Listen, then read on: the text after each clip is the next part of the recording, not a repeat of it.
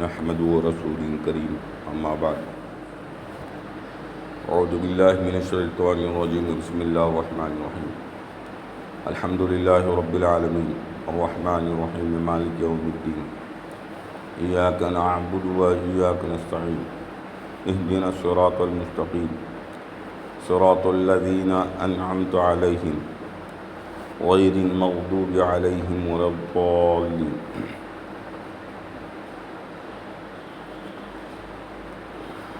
صدق اللہ العظیم۔ گزشتہ کہیں جمعہ سے سورہ فاتحہ کی تفسیر چل رہی ہے، مالک یوم الدین تک گزشتہ جمعہ بات ہو چکی ہے۔ اس جمعہ ایاک نعبد و ایاک نستعین ہے۔ اس کا ترجمہ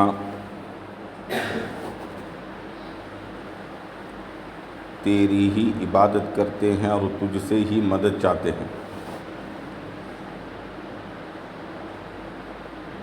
یہ دونوں آیتیں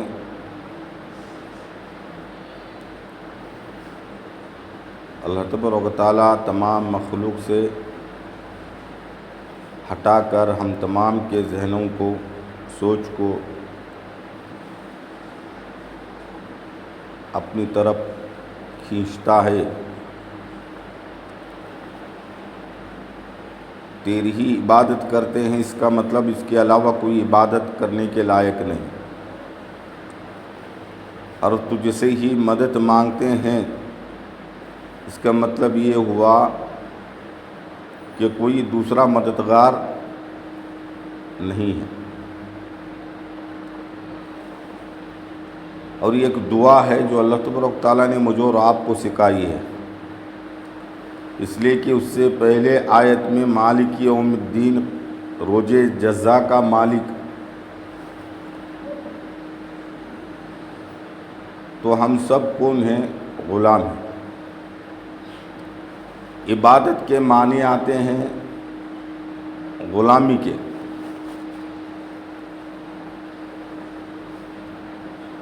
عبادت صرف نماز کو نہیں کہا جا رہا ہے، عباد یعنی عبد سے بنا ہے۔ غلامی صرف اللہ کی ہوگی۔ ایک جگہ پر اللہ نے فرمایا وَأَطِیعُوا اللَّهَ وَأَطِیعُوا الرَّسُولَ، اللہ اور رسول کی اطاعت کرو۔ اللہ تبارک و تعالیٰ نبی کی اطاعت اور اللہ کی اطاعت، اللہ کی اطاعت عبادت کے ذریعے سے ہوگی، نبی کی اطاعت آپ کے زندگی کے طور و طریقے اپنانے سے ہوگی۔ یہ دو ہی راستے ہیں، اس دنیا کی کامیابی بھی اس میں چھپی ہوئی ہے اور آخرت کی کامیابی بھی اس میں چھپی ہوئی ہے۔ اگر تنہائی میں بیٹھ کر ہم سوچیں گے کہ بھئی یہ اللہ تبارک و تعالیٰ نے فرمایا ایاک نعبد و ایاک نستعین، تیری ہی عبادت کرتے ہیں، تجھ سے ہی مدد مانگتے ہیں، تو کس حد تک اللہ کی عبادت، اللہ کی غلامی ہو رہی ہے اور اللہ سے مانگنے کی عادت کہاں تک بڑھی ہوئی ہے۔ اللہ فرماتے ہیں لم یسأل اللہ یغضب علیہ، اللہ تبارک تعالیٰ فرماتے ہیں جو اللہ سے نہیں مانگتا اللہ اس سے غصہ ہو جاتے ہیں۔ آدمی کو اللہ سے مانگنے کی عادت پڑ جائے گی تو پھر اللہ تبارک تعالیٰ اس کو غیر کے سامنے ہاتھ پھیلانے سے بچائیں گے، یقینی طور پر۔ صرف مال اور دولت، کھانے پینے، کپڑے لتے، صحت کی دعا نہیں، بلکہ ہر لائن سے فرمایا گیا جوتے کا چشمہ بھی اگر ٹوٹ جائے یا بتی گل ہو جائے، چراغ بجھ جائے، تب بھی اللہ کی مدد کو مانگنا۔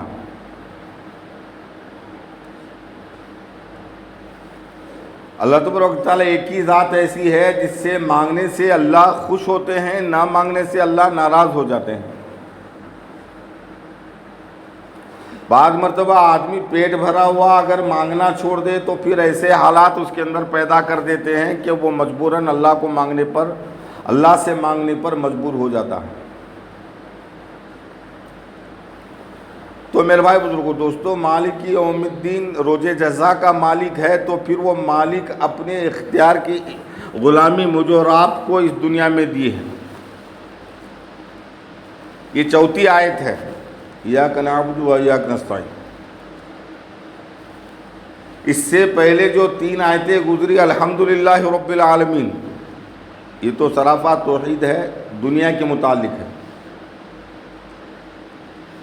اور الرحمن الرحیم، یہ دنیا اور آخرت دونوں اس میں ملی ہوئی ہے۔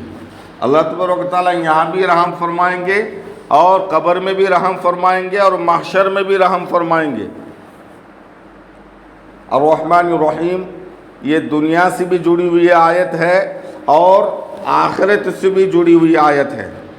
الحمدللہ رب العالمین یہ صرف دنیا سے جڑی ہوئی ہے کہ اللہ ہی پال رہے ہیں، پالیں گے موت تک، اللہ ہی پالنے والے ہیں، وہی جو ہے رب ہے۔ اور الرحمن الرحیم کی صفت دنیا اور آخرت میں اس طور پر ہے کہ دنیا میں بھی اللہ کا کرم چلے گا تو آدمی چلے گا، اللہ کا رحم ہوگا تو اللہ کا بندہ صحیح رہے گا، دنیا میں، قبر میں صحیح رہے گا، محشر میں صحیح رہے گا۔ بہت سے ایسے واقعات آپ سنتے ہیں، اللہ کے رحم کے کرم کے بہت سے واقعات دنیا میں بھی ہیں، آخرت کے مسئلے بھی کتابوں میں بھی آپ کو ملتے ہیں۔ جب 2 لوگوں کو فیصلہ ہوا جہنم میں جانے کا، فرشتے نے حکم دیا ان دونوں کو جہنم میں ڈال دو۔ فرماتے ہیں ان میں سے ایک دوڑنا شروع کر دیا جہنم کی طرف، حالانکہ جہنم کی طرف ہر بندہ نہیں دوڑے گا، بلکہ اس کو زنجیروں میں جکڑ کر اللہ تبارک و تعالیٰ فرشتوں کے ذریعے سے جہنم میں پھینک دیں گے۔ اس کا الٹا یہ ہوا کہ وہ بندہ جہنم کی طرف حکم ملتے ہی دوڑنا شروع کر دیا، اور دوسرا بندہ چل رہا ہے اور مڑ کر دیکھ رہا ہے، چل رہا ہے مڑ کر دیکھ رہا ہے۔ تو کچھ دیر کے بعد میں اللہ تبارک و تعالیٰ نے ان دونوں کو روکا، پہلے اس سے پوچھا بھائی تم کو یہ حکم ہوا جہنم میں ان کو ڈال دو، تم نے دوڑ لگائی جہنم کے، ایسے دوڑ لگائی جیسے جنت کی خوشی مل گئی ہو، جیسے جنت کی خوشی مل گئی ہو، جنت کی خوشی ملتے ہی آدمی مچلے گا۔ فرماتے ہیں اگر وہاں موت ہوتی تو ہر آدمی جنت کی خبر سن کر ہارٹ اٹیک ہو جاتا، اس کو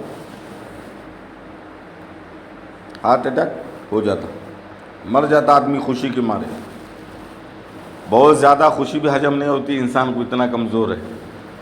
کسی کو بیٹھے بیٹھائے کروڑ روپے کی لاٹری لگی ہے، اس کو سنائے اور وہ مقروض میں ہو تو وہ سن کر کیا ہوگا، وہیں بعض مرتبہ جان چھوڑ دے گا۔ بہت سے ایسے واقعات سامنے ہیں، خوشی کی خبر ہضم نہیں ہوئی اور بیٹھے بیٹھے اٹیک ہو گیا۔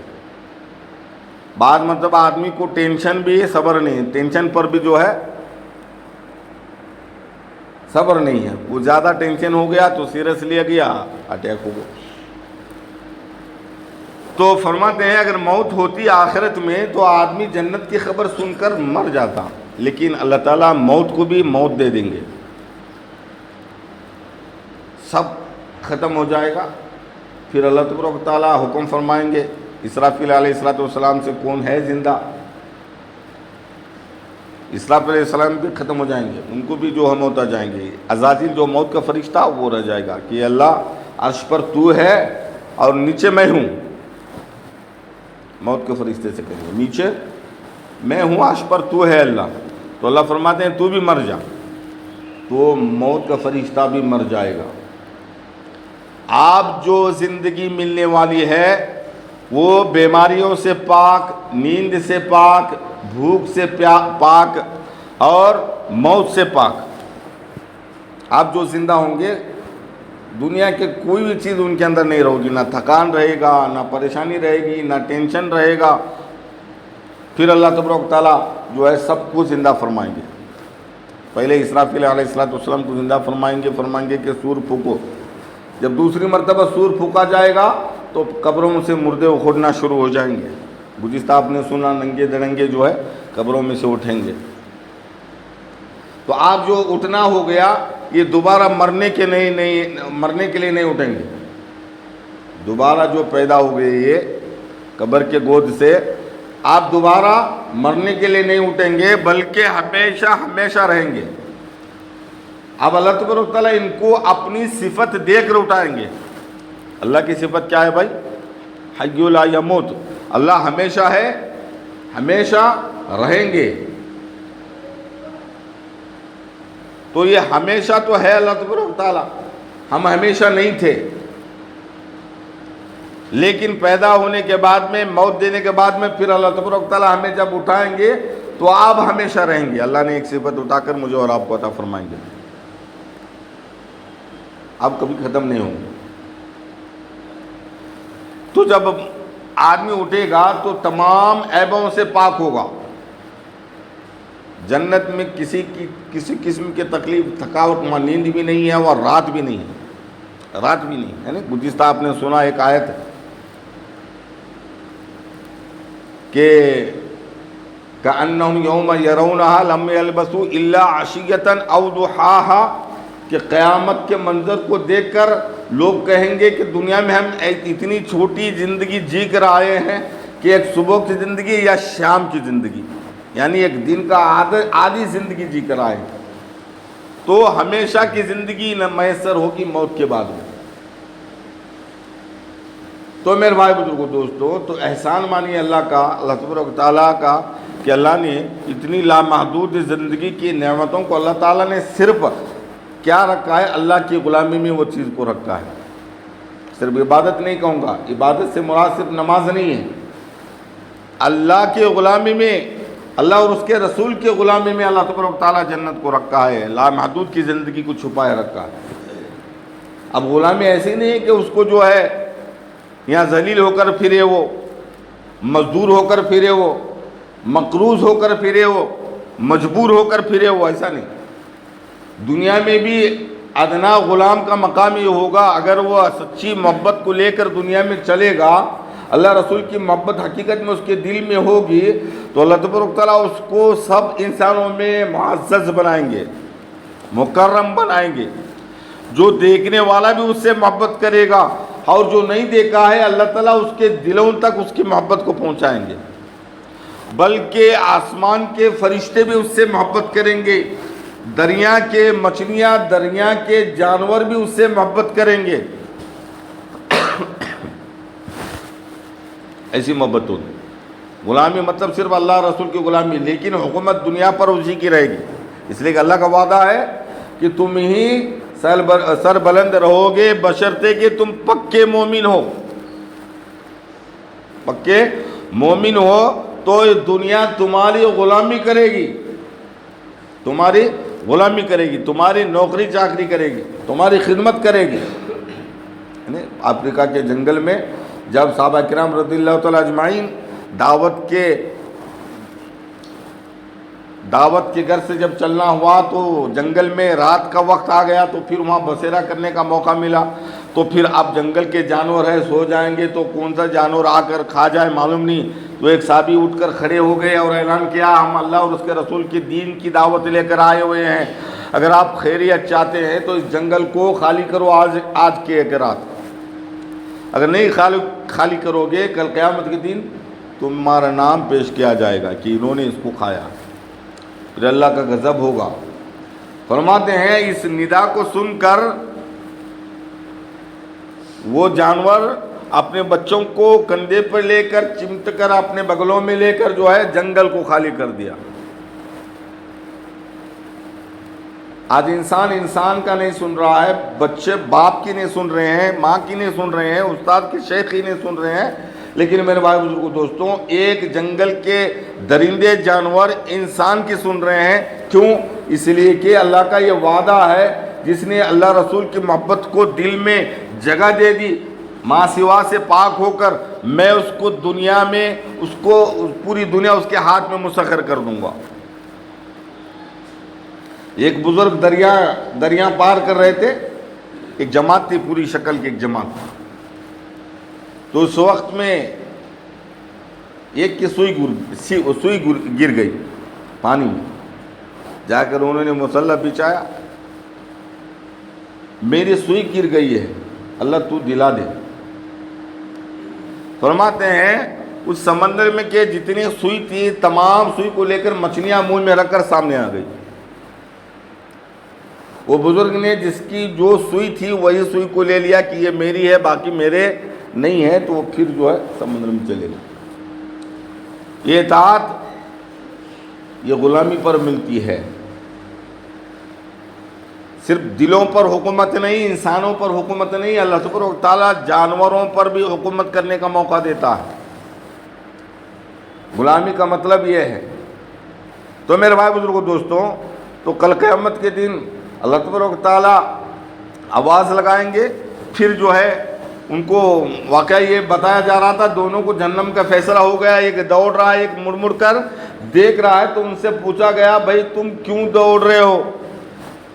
اس نے کہا کہ اللہ میں دنیا میں کوئی تیری بات نہیں سنی، تیرا کوئی حکم بجا نہیں لایا، ہر وقت تیرے خلاف میں میری زندگی گزری، تیرے رسول کے خلاف میں میری زندگی گزری ہے، اب ایک موقع ملا ہے اللہ کی بات سننے کا، چاہے وہ جہنم میں جانے کا ہی کیوں نہ ہو، میں اس وجہ سے دوڑ رہا ہوں کہ اللہ کا حکم آج تو پورا کر لوں، آج تو میں اللہ کے حکم کو پورا کر لوں، اس لیے میں نے دوڑ لگائی ہے۔ پھر دوسرے سے پوچھا گیا کہ بھئی تم کیوں مڑ مڑ کر دیکھ رہے تھے، کیوں دوڑ کرنے گئے اس کے ساتھ؟ کہا کہ میں دنیا میں اللہ بہت تیرا کرم سنا ہے، بہت بڑا تیرا رحم سنا ہے، تیری ستاری کو میں نے بہت سنا ہے، تیرے نبی کی زبان سے، تیرے نیک بندوں کے زبان سے، تیرے کتاب سے، میں نے تیرے کرم کے واقعات، تیرے رحم کے واقعات میں نے بہت سنے ہیں،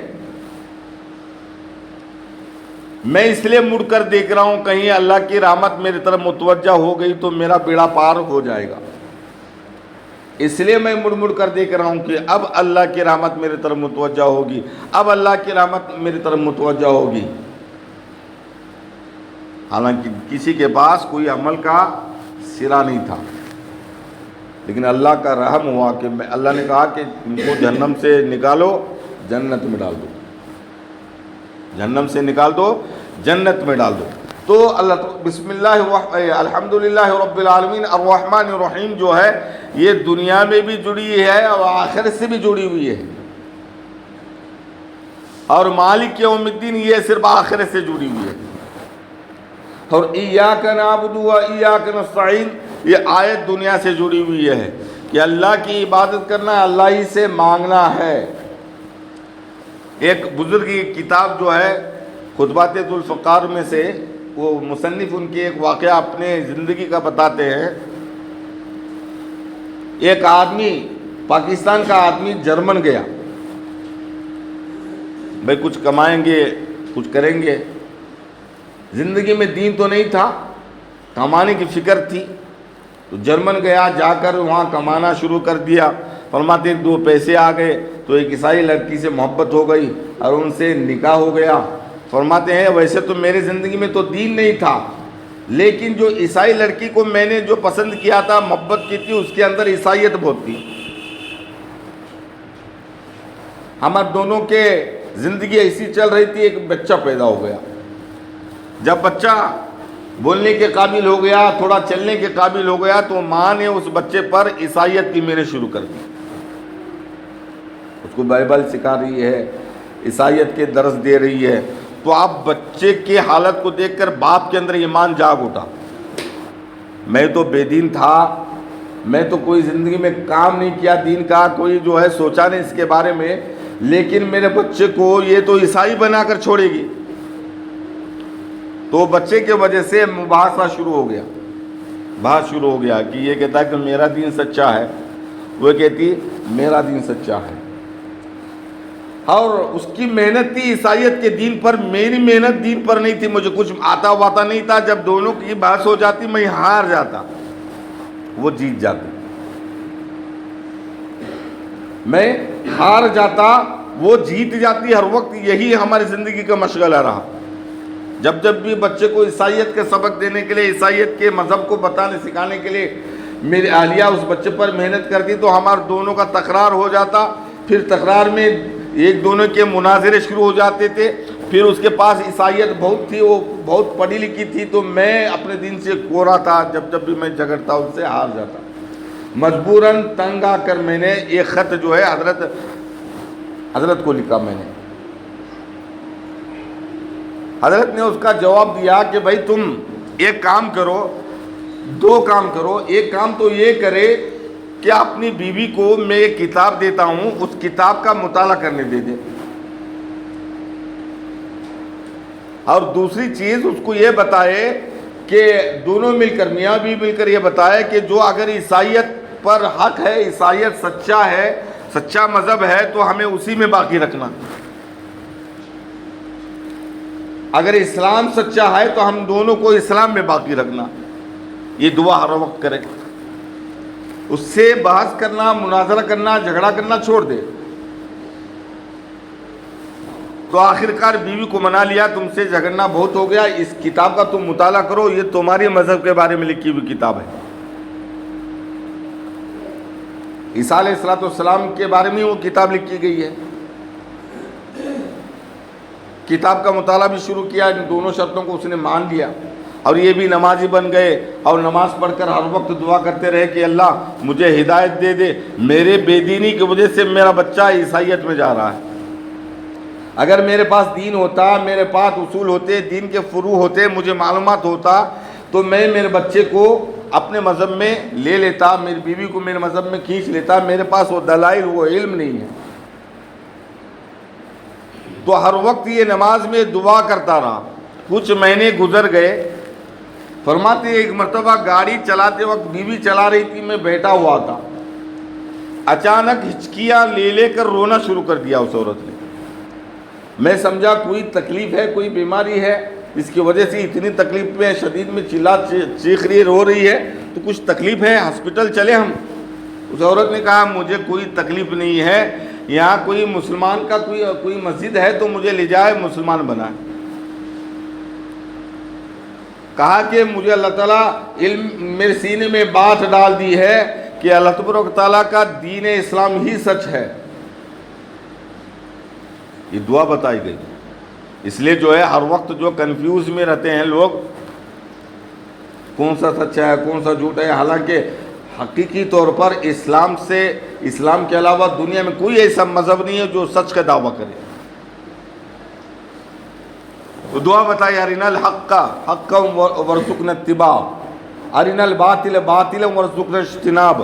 کہ اگر اللہ یہ اسلام حق ہے تو اس حق کے راستے کو مجھے دکھلا اور اس پر مجھے چلا دے، اور باطل کو بھی دکھلا اور باطل سے میری حفاظت فرما. یہ دعا پڑھتے رہیں گے تو انشاءاللہ اس کو سچ کا راستہ ملے گا. تو ایاک نعبد و ایاک نستعین مجھے اور آپ کی تلقین اس لیے فرمائی گئی کہ دنیا مختلف قسم سے گھیری ہوئی ہے. یہاں بہت سے ایسے آنکھوں کے سامنے ہوتا ہے شریعت کے خلاف، دین کے خلاف، اصول کے خلاف، انسانیت کے خلاف. ایسا کثیر تعداد میں ماحول ہے تو پھر اللہ کی غلامی، اللہ کی اطاعت، دین کی اطاعت کیسے ممکن ہے؟ کیسے ممکن ہے؟ تو اگر آدمی ایاک نعبد و ایاک نستعین تیری عبادت کرتے ہیں، تجھ سے ہی مدد مانگتے ہیں، تو جب اللہ کی مدد مانگنا شروع کر دے گا تو پھر اللہ تبارک و تعالیٰ اس کو راستے کھولتے جائیں گے. راستے کھولتے جائیں گے. ہر جگہ پر ہر جگہ کی دعا اللہ نے بتائی ہے، اللہ کے رسول کے ذریعے سے. ہر جگہ کی دعا. غسل خانے میں جا رہے ہیں، بیت الخلاء میں جا رہے ہیں، بیت الخلاء سے آ رہے ہیں، غسل خانہ سے باہر آ رہے ہیں، مسجد میں آ رہے ہیں، مسجد سے جا رہے ہیں، گھر میں جا رہے ہیں، گھر سے نکل کوئی ایسا بازار میں جا رہے ہیں. کیوں؟ یہ دعائیں اس لیے ہے کہ اللہ کی مدد اس میں چھپی ہوئی ہے. مثال کے طور پر آپ نے بیت الخلاء میں جانے کی دعا پڑھی، اللہم انا نعوذ بک من الخبث والخبائث، اور غسل خانے کی بھی یہی دعا ہے، اللہم انا نعوذ بک من الخبث والخبائث، اللہ مجھے خبیث جناتوں سے، خبیث ناپاکیوں سے میری حفاظت فرما، خباثت سے میری حفاظت فرما۔ فرماتے ہیں یہ دعا پڑھ کر جو بیت الخلاء میں جا رہا ہے یا غسل خانے میں جا رہا ہے تو اس کے ذہن میں گندی سوچ کبھی نہیں آئے گی، گندے خیال کبھی نہیں آئیں گے۔ اگر اس نے دعا پڑھ کر نہیں گیا تو پھر فرماتے ہیں لڑکی ہو یا لڑکا، مرد ہو یا عورت، دونوں کے لیے حکم ہے۔ فرماتے ہیں اگر ایسا نہیں ہوا تو پھر فرماتے ہیں شیطان یوں کہتا ہے کہ بیت الخلاء میں یا اس کا غسل خانے میں اس کے شرمگاہ سے شیطان کھیلتا ہے، اس کے شرمگاہ سے شیطان کھیلتا ہے۔ جب کھیلتا ہے تو پھر اس کے ذہنوں میں وسوسے آ جاتے ہیں، بعض مرتبہ نوجوان پھسل جاتے ہیں، مشت زنی میں پھسل جاتے ہیں۔ تو یہ سب وساوس جو آتے ہیں اس کا روک تھام کے لیے اللہ کی مدد یہ دعا کے ذریعے سے ہو جائے۔ بعض مرتبہ اگر وہ دعا نہ آ جائے تو پھر جو اردو میں جو الفاظ آپ کو یاد ہو وہ دعا پڑھ کہ اللہ میں غسل خانے میں جا رہا ہوں، میرے شیطان کے شر سے میری حفاظت فرما۔ آپ اردو میں بھی مانگ سکتے ہیں اگر آپ جب تک عربی میں یاد نہیں ہو جاتا تب، لیکن اللہ کی مدد ہر وقت نہیں رہے گی تو پھر مشکل ہے گناہوں سے بچنا، اللہ کے فرما برداری کو اپنے اندر لانا بہت مشکل ہے۔ اور جو ہے جب غسل خانے سے باہر آ جاتا ہے، بیت الخلاء سے باہر آ جاتا ہے تو فوراً اللہ کی نعمت کا شکر گزاری کے لیے اللہ نے بتا دیا، الحمدللہ الذی اذھب عنی الاذی وعافانی، تمام تعریفیں اللہ کے لیے جس نے ہماری نجاست کو دور کیا اور پاک کیا، تکلیف سے ہمیں بچایا، عنی الاذی، تکلیف سے ہمیں بچایا۔ مسجد میں داخل ہو رہے ہیں، اللہم افتح لی ابواب رحمتک، یا اللہ میرے لیے رحمت کے دروازے کھول دے۔ اب یہ رحمت کے دروازے کھول دے مطلب صرف دنیا بھی نہیں ہے، اس میں اگر رحمت کا دروازہ کھل گیا اس کے لیے تو قبر کی رحمت میں، قبر میں بھی رحمت ہوگی، محشر میں بھی رحمت ہوگی، آخرت میں بھی رحمت ہوگی، اور دنیا میں بھی اس پر جو آرام کیا جائے گا اگر ایک دعا قبول ہو گئی۔ اس لیے ہر وقت دعاؤں کی تلقین کرتا رہے، اللہم افتح لی ابواب رحمتک۔ گھر میں جا رہے ہیں، اللہم انی اسألک خیر المالج و خیر المخرج، یہ لمبی دعا ہے۔ گھر سے نکل رہے ہیں، ہر چیز کی دعا بتائی گئی۔ اب بلندی کی طرف جا رہے ہیں تو اللہ اکبر کا نعرہ لگائے، اوپر سے نیچے اتر رہے ہیں الحمدللہ کا نعرہ لگائے، کہیں بت کے مندروں کو دیکھ لے سبحان اللہ کا نعرہ لگائے۔ اب نعرہ لگائے مطلب وہاں زور زور سے بولنا ضروری نہیں ہے تو پٹائی ہوگی، دل میں پڑھنا ہے سبحان اللہ، اللہ کی ذات پاک ہے اس عیب سے۔ جو مندر بنائے ہیں وہ خدا بنا کر بیٹھائے ہیں نا، اس کو کوئی کھلونا نہیں ہے، وہ تو اس کو خدا بنا کر بیٹھائے ہیں، تو پھر اللہ ایسے چیزوں سے پاک ہے۔ تو الحمدللہ کا معنی کیا ہے؟ اللہ اس سے پاک ہے، اللہ کی ذات کے ساتھ کوئی شریک نہیں ہے۔ تو میرے بھائی بزرگو دوستو، یہ دعائیں مانگنا یہ جو ہے اللہ اس بندے کے 24 گھنٹے میں اس کی حفاظت ہو جاتی ہے۔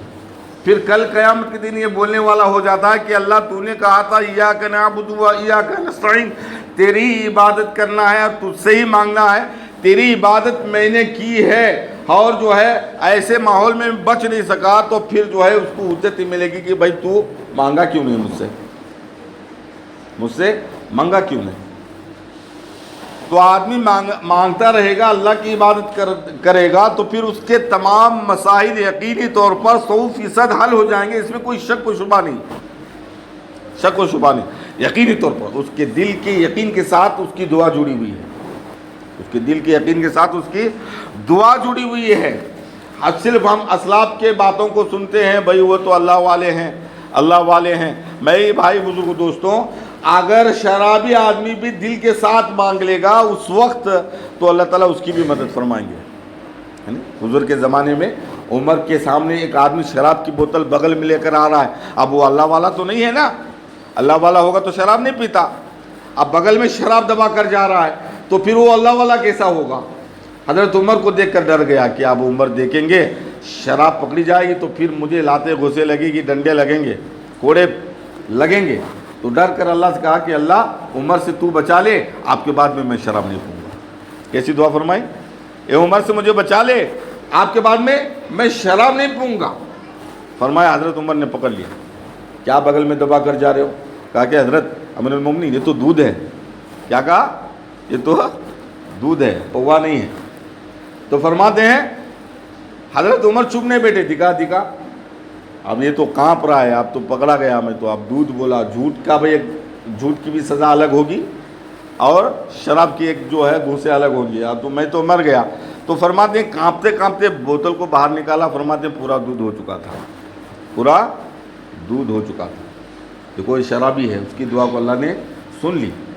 تو میرے بھائی بزرگوں دوستوں، ہم یہ سمجھتے ہیں کہ بزرگ ہونا اس کے بعد میں دعا کریں گے، 5 وقت کی نماز پڑھنے کے بعد میں دعا کریں گے، ایسی ضرورت نہیں ہے۔ جس حالت میں، جو ماحول میں جو تکلیف ہے، اس تکلیف کے حالت میں جو بندہ دعا کرتا ہے، اللہ اس کی دعا کو رد نہیں کرتے، اس کی دعا کو رد نہیں کرتے۔ جو شراب کے دکان میں کیوں نہ مانگ رہا ہو، بازار کے اڈے میں بیٹھ کر کیوں نہ مانگ رہا ہو، دل کا یقین صحیح کر لینا۔ تو میرے بھائی دوستو، ایاک نعبد و ایاک نستعین یہ سبق دیتا ہے اللہ ہی کی عبادت کرنا ہے اور اللہ ہی سے مانگنا ہے۔ تو عبادت کے کھڑے ہونے کے لیے، عبادت میں روڑے رکاوٹ دور ہونے کے لیے، حلال کو اپنانے کے لیے، اللہ کے بتائی ہوئی زندگی کو اپنانے کے لیے دعا کے بغیر نہیں ہو سکتا۔ صرف عبادت نہیں چلے گی، اللہ کی مدد بھی شامل حل ہوگا تو مسئلہ ہوگا۔ تو ہر وقت دعا کرے کہ اللہ میں جو کچھ بھی کر رہا ہوں یہ میرے بس کی بات نہیں تھی، تو ہی بچا کر مجھے سنبھال کر لے جا، میرے ایمان کی حفاظت کر، میرے اعمال کی حفاظت کر، میرے علم کی حفاظت کر، میرے آبرو کی حفاظت کر، میرے مال و متاع کی، میرے گھر والوں کی حفاظت کر، میری عزت ناموس کی حفاظت کر۔ یہ دعا کریں گے ہر وقت، پھر اس کے حساب سے تھوڑی عبادت کیوں نہ ہوگی، اللہ تعالیٰ ان تمام دعاؤں کو قبول کر لیں گے۔ اللہ تبارک و تعالیٰ مجھے اور آپ کو عمل کی توفیق عطا فرمائے۔ وآخر دعوانا ان الحمد للہ رب العالمین۔